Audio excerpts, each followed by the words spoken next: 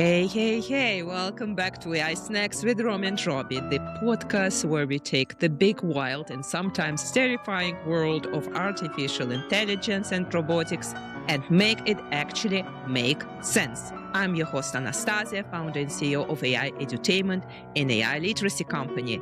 And today, oh my gosh, today we have someone who is genuinely one of a kind in this whole AI universe. Our guest calls herself a professional mad scientist. That's literally on her LinkedIn, and she is not being ironic. Dr. Vivienne Ming is a theoretical neuroscientist, serial entrepreneur, inventor, and writer. She did her PhD in computational neuroscience.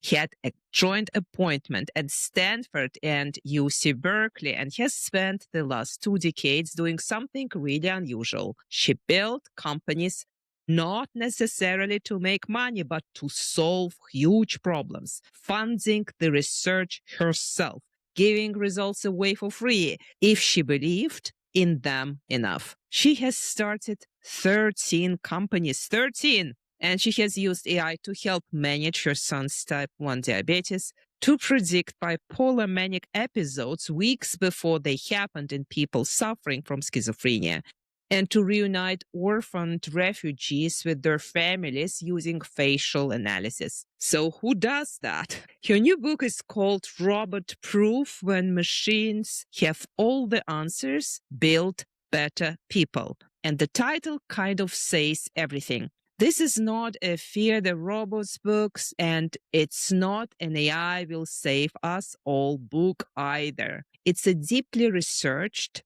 deeply human argument that the most valuable thing you can do right now is become a better person, not just a better prompter. In the first part of our conversation, Vivienne and I go from her origin story, including a very raw chapter of her life in the 90s, through the current state of AI, what's actually happening versus the hype, and whether Sam Altman and his friends are building the right thing or selling the world a kind of a story. So buckle up and enjoy this conversation. So Vivienne, I'm really thrilled that you are in my studio, and I absolutely adore your writing.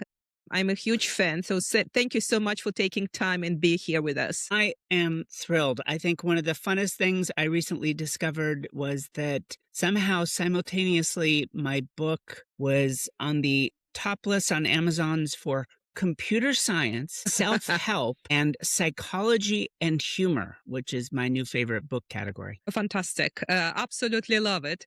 I would like to start with a question which you are actually asking in your last book. If you had 1 million, what would you do with this money? You're right. This is my job interview question. Although in that case, it's being a nerd. What would you build with this money? For me, the interesting thing is I don't have to guess at what I would do. It seems pretty bizarre to some people, but every year after what I have left over from my family, I put that to philanthropic research. So what did I do in 2019? I built an education platform that sort of pre-large language model was listening to parents talk about their kids. And then every night it would give them an activity to do. Hey, dad, mom, grandma, foster parent, if you've got 15 minutes free tonight, here's the best way to spend it with your child. So that's what I did with $1 million.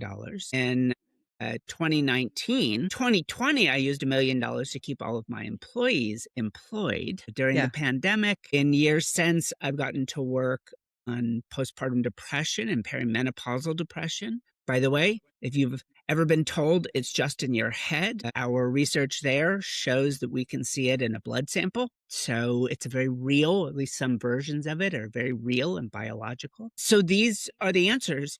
If I can build better people, then that's what I would do with $1 million every time. Well, so my personal answer is I would create a program for teachers. So not obviously those who are teaching robotic or computer science, but let's say history, geography, biology, chemistry, to get educated in AI, but not in terms of this is how I use an AI tool, in understanding AI, and which brings me to neuroscience. How do we learn? How the machine learns? Completely different things. And I would love to ask you about your path. How did you become the mad scientist? What was before? How did you start it?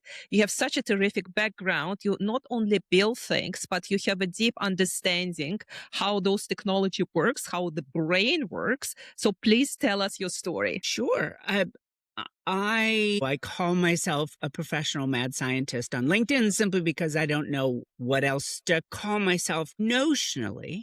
I started my professional career at UC Berkeley. I studied first cognitive science as an undergrad, and then psychology and computational neuroscience as a graduate student, and then briefly had a joint appointment at Stanford and Berkeley. So I still very much see myself as a scientist. I'm interested in exploring the unknown and figuring out the questions that we don't understand yet, much less the answers. So I love that. It's where I got my start. I never found a grant proposal I could ever engage with.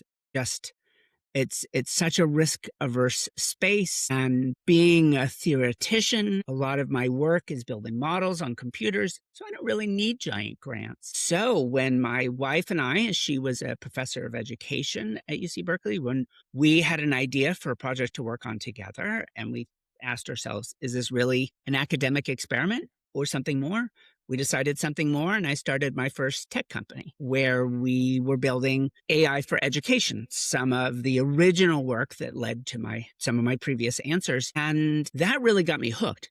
I hated being an entrepreneur, which is to say, pandering to money to a bunch of frat brothers on Sand Hill Road outside Stanford, trying to convince people to eat their broccoli. They know you've built a product that works. You know, because of course I am the smartest person that has ever lived, that my thing is amazing and it would change the world if only people would use it. But it turns out that's not enough. So those are two of the components, the traditional components. I became an academic and then I started companies. Here are the two non-traditional components. After realizing that I love being a scientist and I like the speed of being an entrepreneur, I thought, why do I have to wait for someone else to decide for me? Why do I need to wait for a VC or a grant funding agency? Why don't I just pay for things myself and give them away? If I believe in these things so much that I think they should exist, what do I care whether it makes me money or not? So that's when I started my sort of professional mad science job, originally just one-off projects, some of which are very personal, some of which were brought to me by parents with dying kids or companies that simply couldn't figure out why the world wasn't being kind to them, or countries for that matter. But after a little while, I started a nonprofit. I just work on things that I believe in. And if we are so lucky that we discover something new, we just give it away. It's the best job in the entire world. It's the worst startup idea ever. But for as long as I can afford to do that job, I will continue doing it. And every now and then, a startup spins out of it or a scientific paper comes out of it, which is lovely and wonderful. But there's the last reason why I do what I do, which is all of the things I was supposed to be when I was young. I was supposed to be a doctor, and I was supposed to win a Nobel Prize, and I was supposed to be a genius. And when those things weren't easy and I wasn't able to do them with effortful grace all of the time, I thought I was a failure, and I gave up, and I spent a good chunk of the 90s homeless. And so going through that and then having a second chance at life to just work on the things I believed in, because otherwise, why bother being alive? To put a very pointed face on it, it was amazing. No one should go through what I went through. But if you could figure out how to bottle that realization that life is not about you or whether you're happy. For me, it's about whether I'm making other people's lives better. That may sound sort of self-laudatory, but understand it's simply how I make decisions in a way that don't just drive me back down into the same hole. So yeah, these are these four components that led me to where I am, just sort of crazy academic career that I never expected, this insane decision to start a company, and I've started my 13th recently. Wow. And then finally realizing the thing I love is just solving problems, and I don't have to wait for anyone else to do that. All of that coming together in a life that has just had these wildly, I mean, almost literally different lives. I have to say, this last one is pretty good. You have such a terrific background in AI. So you started in neuroscience. And for me, this is one of the best backgrounds you can possibly have. It's not computer science in my eyes. And I would love to kind of, go deeper into your entrepreneurial endeavors and into your companies and what you've built. But before going there, could you just spill it out? So your point of view, what is the current state of the art in AI? What is the state of the world in AI? Because to my take, we have tons of noise instead of the real essence. Absolutely. Kidding aside, I'm not the greatest genius that has ever thought about AI. In fact, my advisor's advisor won the Nobel Prize a couple of years ago. For that matter, von Neumann and Turing are probably rank up there and some of the greatest genius ever to touch AI, much less the jokers involved today. The couple of advantages I've had are one you've alluded to, which is I'm a dilettante. I'm a cognitive scientist. I've studied psychology and neuroscience and the machine learning elements of computer science, information theory, anything that helps me solve a problem I'm interested in. So I'm very promiscuous, and far too few researchers, builders, salespeople, and AI have that kind of background. And I say that not because everyone should be a dilettante, but because these papers are overwhelmingly being written by computer scientists that aren't scientists in a traditional sense, or by business school professors, many of whom are wonderful, but don't always have a background in actually how to run, validate, and experiment. And so these big claims, even in the scientific space, are coming out that I find really hard to justify. It's so easy to read their papers and think, wow, they've never done this before. They don't really know what they're talking about. And I'm even leading out, the sort of Sam Altmans of the world. I'm talking about the actual researchers. And so that would make us really worried about this sort of thing. So for me, one of the biggest issues is probably evident when people start talking about AI reasoning, or interestingly enough, both sides debating whether AI is intelligent. It is. I mean, you're having a conversation with a thing. I don't know, if I asked my grandmother, is this intelligent? What else would she say? Then yes. So, that classic thing that all scientists should ask myself, does this pass the grandma test? Is it really interesting and insightful? At the same time, the kinds of intelligence that AI possesses overlaps with our own. It isn't identical, but it overlaps. If we want to be really nerdy about it, we can talk. I don't love, if we get really nerdy here, I don't love this sort of type 1, type 2 framing. Thinking Fast and Slow, I think, was a great framing in a popular science book. It doesn't do a great job of explaining the brain per se. But let's just borrow some classic psychology terms like model-based and model-free cognition. So in model-free, you're just statistically learning. One word comes after another. One event comes after another. If I smell something in the air, I expect slightly afterwards to realize that my dog just farted. Like, there are patterns that exist.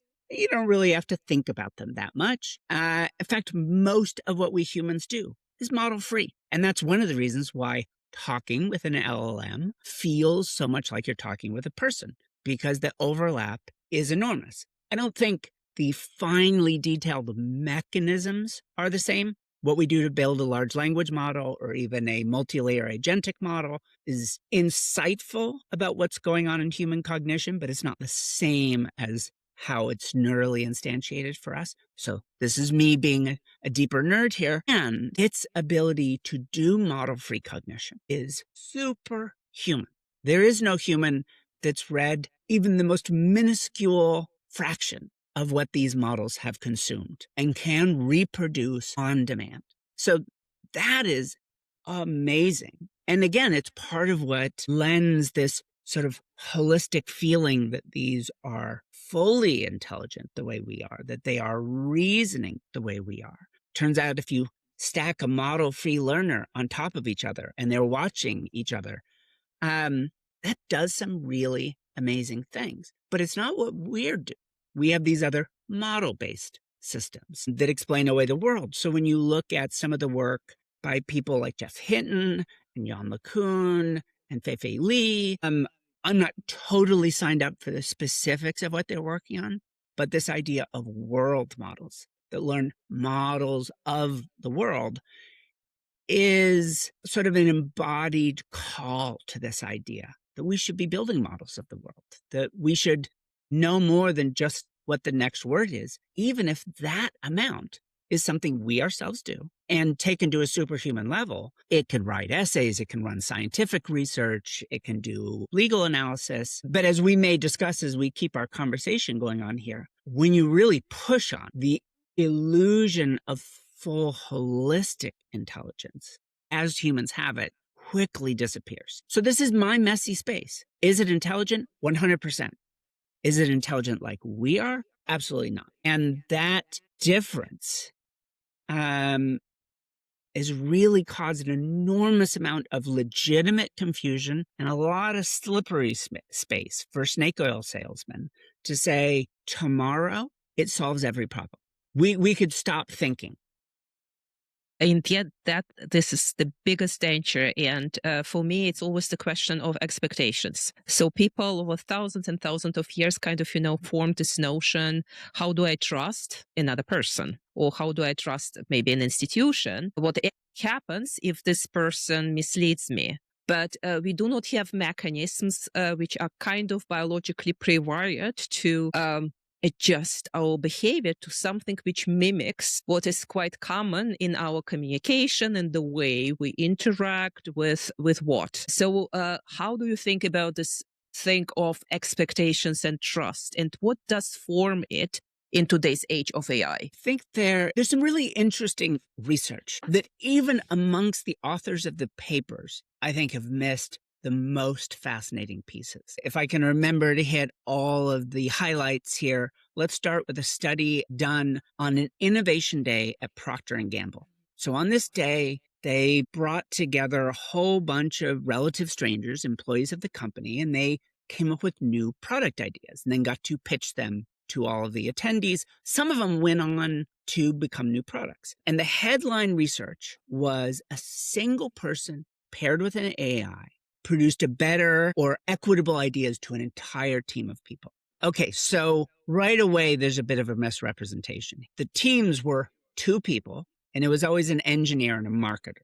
So what they really found was that engineers by themselves didn't write very good pitch decks, and marketers by themselves didn't really understand the engineering. So in isolation, they didn't do well. And together they did. And a marketer with an AI, and this was a couple of years ago, so this has grown a little bit. A marketer with an AI wasn't much better than a marketer without, but an engineer with an AI wrote a really good pitch deck. So they understood the product, and the AI could do some great writing. So that was the version of individuals with AI are as good as teams. Not really what that headline finding suggested, but even that missed what was truly interesting, which was teams with an AI. So when the experts judging these pitch decks and ideas judged it, they judged anything that involved an AI much higher than teams that didn't have an AI. So on average, AI really made those judges happy. So that was part of the kind of implicit finding here. But actually, when you looked at, did this product go on to be in the top 3 and become a product later, it was the teams working with AI were 3 times as likely. So AI was a part of making them better, but it was the human collective intelligence, the AI, as I'm calling it now, hybrid intelligence, that merging something that wasn't there with either an engineer, a marketer, or an AI alone, or even individual components of them. Put the 3 together, and something truly amazing happened. Like they produce something dramatically better. So, that's the first pass at why do these particularly large language model, particularly agentic bleeding edge large language models, they seem so engaging because that's explicitly what they're trained to be. All of their fine tuning, as well as the curation of the data sets they're trained on, is about creating a deeply engaging product. So now we go back to another somewhat notable paper. A group of researchers out of Harvard studied BCG consultants and somewhat similarly found that when consultants had an AI, they were able to analyze data faster, write reports, prepare pitch decks, and the judges really liked those pitch decks. But when then asked, what should you do about, taken from, as I talk about in my book, from the well-posed, analyze this pitch deck. It's well-posed because we know how to do it. The AI knows how to do it. Expert humans know how to do it. We know the answer to that question or how to get the answer. So all these well-posed questions, pair a human with an AI, and they were superhuman. But then we get into the ill-posed. My job. We don't even know what the question is. What should your clients do about your analysis? And suddenly the people without AI did better on average than the people with AI. A lot of nuance glossed over in that on average answer. But interestingly enough, even as individuals without AI were more able to deal with uncertainty and produce better solutions, the experts still rated their solutions worse. So their solutions were right and rated worse without AI writing support, which then becomes, wow, that's deeply problematic. If this AI essentially has been optimized to convince us of things, even experts, highly educated, intelligent experts, to convince them of things that they know aren't true. Now I'm getting really worried about this. And I'll add one last piece of research in which they had people write arguments. So one group wrote arguments with or without AI support. Another group read what they wrote, and then they evaluated whether that second group changed their mind or not. And the people with AI support wrote better, cleaner, faster. If you rated the arguments for quality of writing, like, again, a third group judged the quality of the arguments, the AI-supported arguments were better. And yet, those poorly written human arguments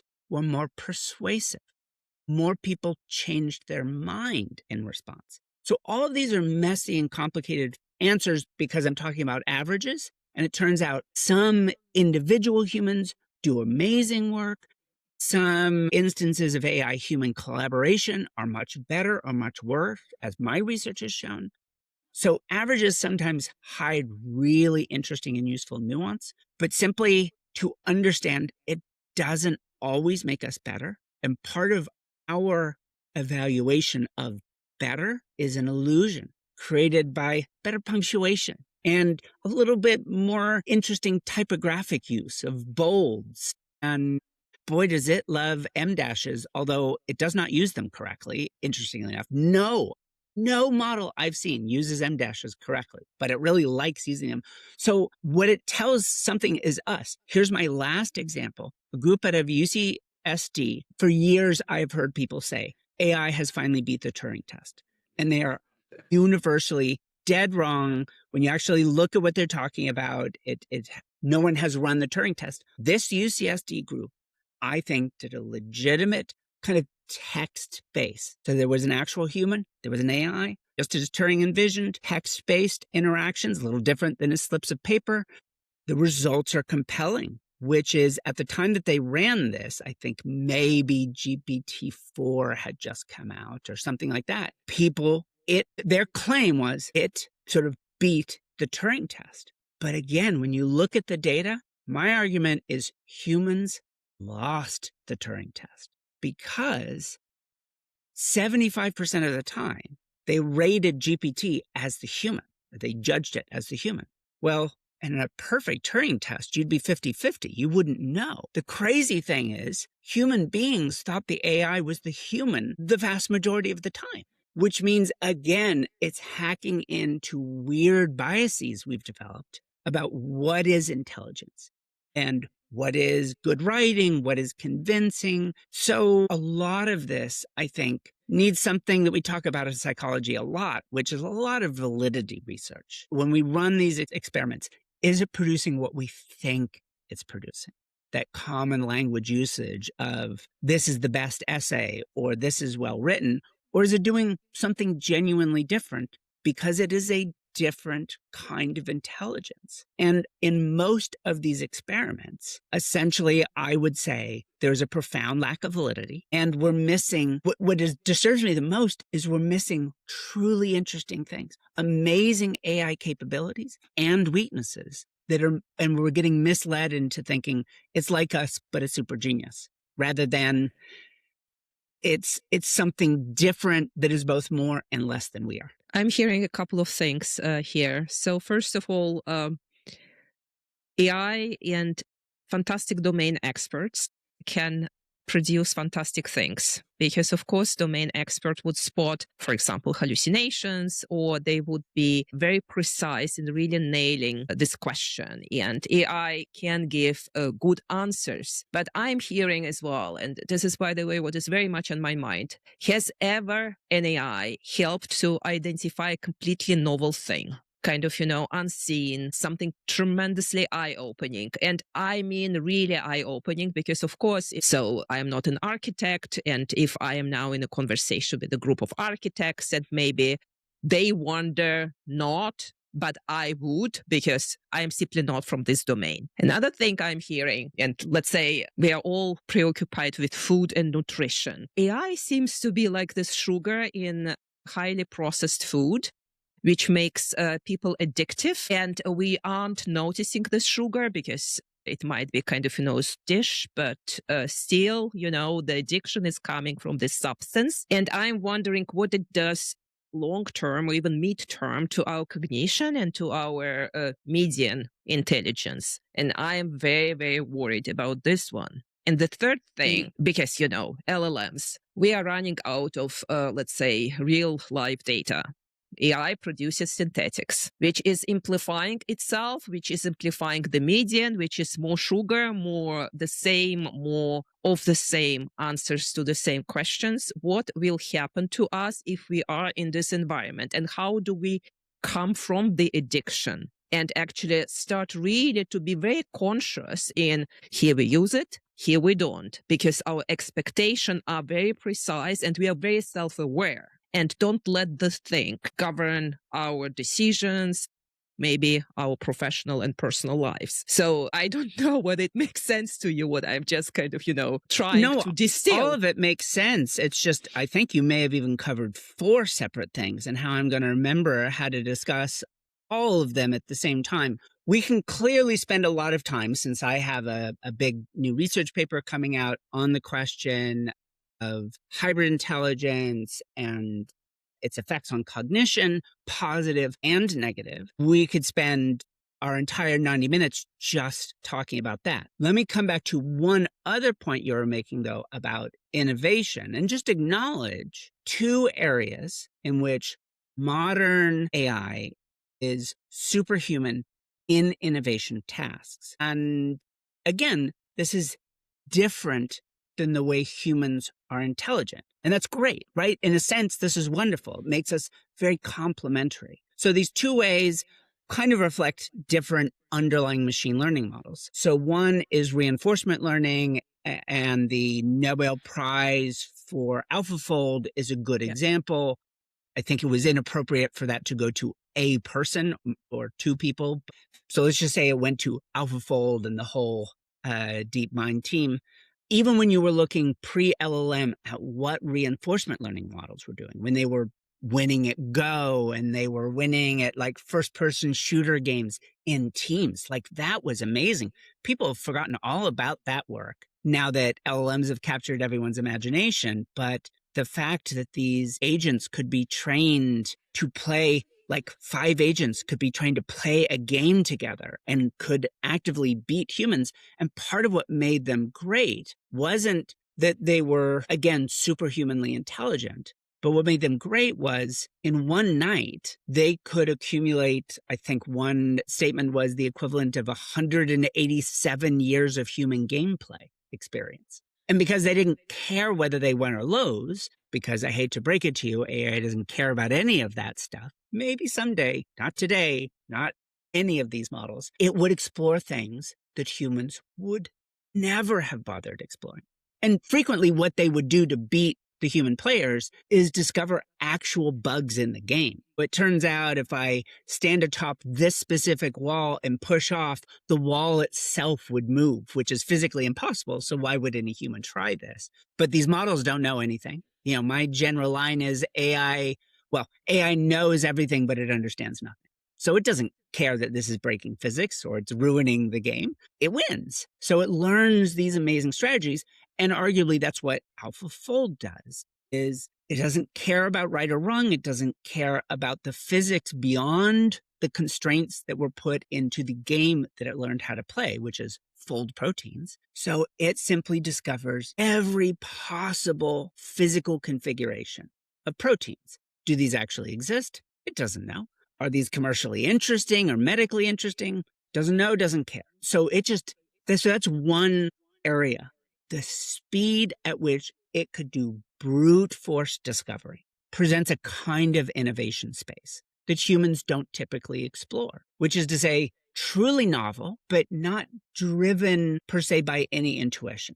In this case, driven by physical constraints put into the model, and then an iterative kind of almost evolutionary discovery process. Then the other is what LLMs have been doing more recently, which the best example here is drug retargeting or drug interaction discovery. Because the best description here, I think, is we've already discovered these interactions. We just haven't realized it yet. If you could read every pharmacological research paper, you'd see that drug A mixed with drug B, mixed with drug C in a population of middle-aged Black men reduces risk of heart attacks. It's there in the data, but of course, no one's ever read all those papers and put those connections together. Now we have this amazing model-free cognition that can read them all, find those connections, maybe with a little extra prompting, take some next steps in speculation. Again, superhuman, a legitimate form. In this case, hard to call it incremental or not. Incremental in the sense that it's rarely doing de novo discovery of a new drug, but these interactions are interesting. So here's two forms of true AI innovation that humans simply can't do. Whereas in my research, we looked at people engaged in forecasts about the future. What will the price of oil be in 6 months? Will there be a new front in Western Ukraine in the war with Russia? You can look at all of these questions for which there fundamentally can't be a right answer at the time you're making the prediction, because no one can know what the future will bring. I mean, at the time we were running this, who would have known the state of oil prices today? It'd be impossible necessarily to have guessed accurately. And so in a sense, no advantage for AI because it can't just memorize the answers. And in this context, we find some really fascinating results, which hopefully we're going to have a chance to get into in technical detail, but really can be summarized as the best predictions of these unpredictable things by far come from a human and a machine paired together and are predominantly predicted by human capital, not AI benchmarks. It's like on the innovation front, as with all of these, it's a messy story. I'm not an AI utopianist or dystopianist. I am an AI realist. I spent 30 years building these models, often for philanthropic purposes. All I care about is that they work. And when they work, they're amazing. And when they don't work, it's usually because we humans have failed to understand the problem we're working on. And guess what? If we don't understand it, neither does the machine. Okay, I mean, can we just take a breath for a second? Because that conversation right there is the reason I make this very podcast. Vivienne gave us so much today. She gave us her origin story, which honestly, I had goosebumps. She gave us the most honest, no-nonsense take on where AI actually is versus where the hype wants us to believe it is. She told us about hybrid intelligence, about the engineers and marketers and cyborgs. And she reminded us with data that being better written is not the same as being right. That AI optimized to persuade is not the same as AI helping you think. We are only halfway through, and in part 2, which drops next week, right here, same place, same time, Vivienne and I go somewhere really personal. We talk about raising kids in an age of AI and robotics, about what it actually takes to become what she calls a cyborg, not a sci-fi thing, a very real, measurable human capability. We talk about leadership, about startups versus big corporations, about Silicon Valley losing its soul, and about what we need to fundamentally change in how we educate people and run organizations. So tune in next week, and goodbye for now.